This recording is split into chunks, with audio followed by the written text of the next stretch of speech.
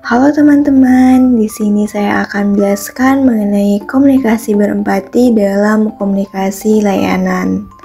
Sebelum membahas lebih dalam mengenai komunikasi berempati, kita itu perlu mengetahui apa itu empati dan apakah empati itu sama dengan simpati. Empati adalah perasaan peduli atau terhubung yang mendalam sehingga berusaha memahami apa yang dirasakan orang lain. Sedangkan simpati adalah perasaan peduli atau prihatin terhadap seseorang tanpa berusaha untuk memahami atau merasakan lebih dalam apa yang dirasakan orang tersebut. Jadi arti dari komunikasi berempati adalah kemampuan untuk memahami dan merasakan apa yang dialami orang lain, serta melihat situasi dari sudut pandang mereka. Ini bukan hanya sekedar menunjukkan simpati, tetapi melibatkan pemahaman yang lebih dalam terhadap perasaan dan kebutuhan orang lain. Kemudian, ini merupakan contoh dari komunikasi berempati. Video tersebut menunjukkan dua orang sedang melakukan komunikasi, di mana komunikan memberikan respon berupa menepuk punggung lawan bicaranya dan menepuk pundak seolah-olah menenangkan, sehingga komunikator merasa dihargai saat berkomunikasi.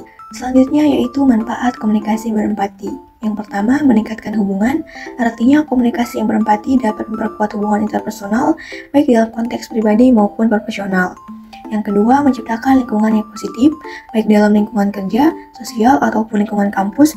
Sikap empati dapat menciptakan suasana yang lebih mendukung dan kolaboratif. Dan yang ketiga, meningkatkan kesejahteraan emosional. Dengan berempati, kita tidak hanya membantu orang lain merasa lebih baik, tapi juga dapat meningkatkan kesejahteraan emosional kita sendiri. Selanjutnya yaitu bahaya kurangnya empati dalam komunikasi. Kurangnya empati dalam komunikasi bisa menyebabkan beberapa hal. Yang pertama, komunikasi menjadi buruk. Artinya, ketika tidak bisa memahami perasaan seseorang, bisa menyebabkan komunikasi dengan orang tersebut menjadi lebih sulit. Kurangnya empati dalam komunikasi juga membuat seseorang salah menafsirkan tentang apa yang dikatakan oleh lawan bicaranya. Akibatnya, terjadi miskomunikasi dan berujung konflik. Yang kedua yaitu hubungan dengan orang lain menjadi bermasalah. Kurangnya empati dalam komunikasi juga bisa membuat hubungan dengan orang lain jadi bermasalah. Akibatnya, konflik bisa terjadi ketika seseorang merasa apabila perasaan dan kebutuhannya tidak dipahami, sehingga sulit membuat kedua belah pihak untuk mempunyai hubungan yang dekat dan saling membantu. Yang ketiga, kurangnya perilaku membantu. Artinya, apabila seseorang tidak merasakan empati dalam komunikasi dengan lawan bicaranya, orang tersebut cenderung tidak terlibat dalam tindakan yang membantu ketika lawan bicaranya membutuhkan bantuan. Dan yang keempat yaitu merugikan orang lain. Dampak kurangnya empati dalam komunikasi ini biasanya ditemukan di dalam dunia medis, contohnya ketika merawat seorang pasien. Kemudian, bagaimana cara melakukan komunikasi berempati? Di sini terdapat beberapa cara yang harus dilakukan.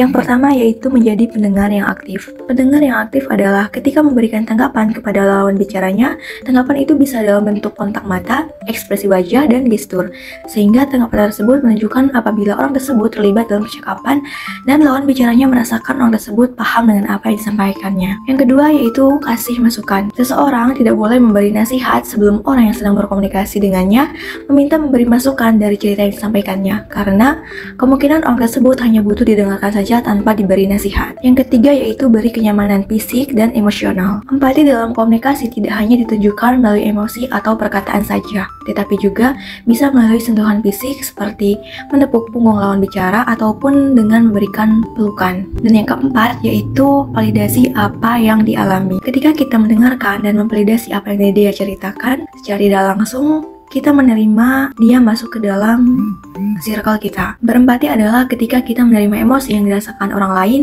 dan membuat kita itu merasakan apa yang dirasakan olehnya. Kemudian pentingnya empati dalam layanan pelanggan. Empati memainkan peran yang penting dalam layanan pelanggan dan dapat memberikan dampak positif terhadap pengalaman pelanggan. Yang pertama itu meningkatkan kepuasan pelanggan. Ketika pelanggan merasa dipahami, mereka akan lebih puas dengan layanan yang diberikan. Empati itu memungkinkan perwakilan layanan pelanggan untuk menempatkan diri pada posisi pelanggan dengan mendengarkan keluhan mereka, kemudian memberikan solusi yang sesuai. Hal ini akan menciptakan pengalaman yang lebih positif dan meningkatkan tingkat kepuasan pelanggan. Yang kedua yaitu membangun kepercayaan dan hubungan yang baik. Empati ini adalah kunci untuk membangun hubungan yang kuat antara perusahaan dan pelanggan. Dengan menunjukkan kepedulian terhadap masalah atau kebutuhan pelanggan, perusahaan dapat membangun kepercayaannya. Hubungan yang didasari empati cenderung lebih berkelanjutan karena pelanggan merasa dihargai dan didengarkan. Yang ketiga yaitu menyelesaikan masalah secara efektif. Ketika pelanggan mengalami masalah, mereka seringkali merasa frustasi. Melalui empati, petugas layanan pelanggan dapat memahami rasa frustasi tersebut dan memberikan solusi yang lebih pas serta relevan. Dan yang terakhir yaitu meredakan situasi yang menegangkan. Ketika dalam situasi di mana pelanggan marah atau kecewa, empati sangat penting untuk meredakan ketegangan. Karena dengan mendengarkan dan menunjukkan pemahaman, petugas layanan pelanggan dapat menenangkan suasana tersebut dengan membuka ruang terbuka untuk dialog serta memberikan solusi yang lebih damai.